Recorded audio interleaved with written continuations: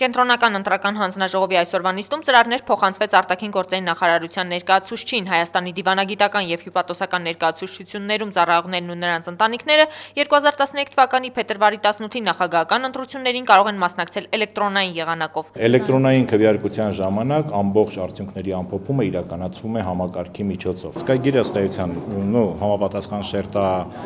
շերտը մաքրելուց հետո պաշտպանիչ շերտը դա ուրեմն պատահականության եղանակով գեներացված թվեր են, 6 իրար հաջորդող թվեր,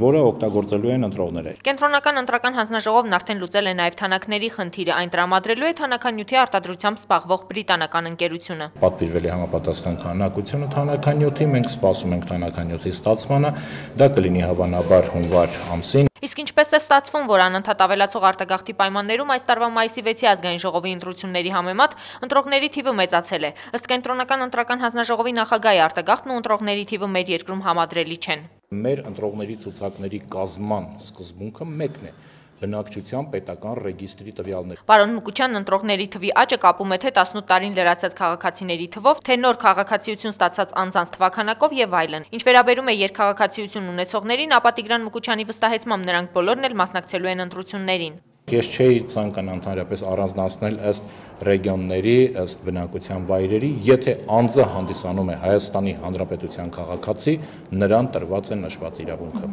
Կենտրոնական ընտրական հանձնաժողովի նախագահը եւս մեկ անգամ նշեց, որ նախագահի տեխնացուների առաջադրումները շարունակվում են։ Այսօր իր փաստաթղթերը ԿԸՀ ներկայացրեց ազգային համաձայնություն կուսակցության նախագահ Արամ Հարությունյանը։ Կուսակցությունը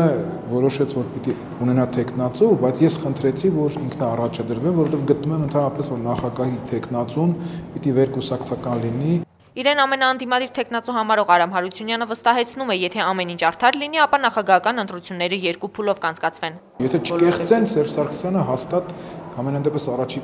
երկրորդ փուլը անխուսափելի է։ Պարոն Հարությունյանը չմոռացավ հիշեցնել նաև իր կարգախոսը։ Բալիկի հետ միասին հանուն հավերժական Հայաստանի։ Թաթևիկ Ազիզբեկյան, Կարեն Չիլինգարյան, IPF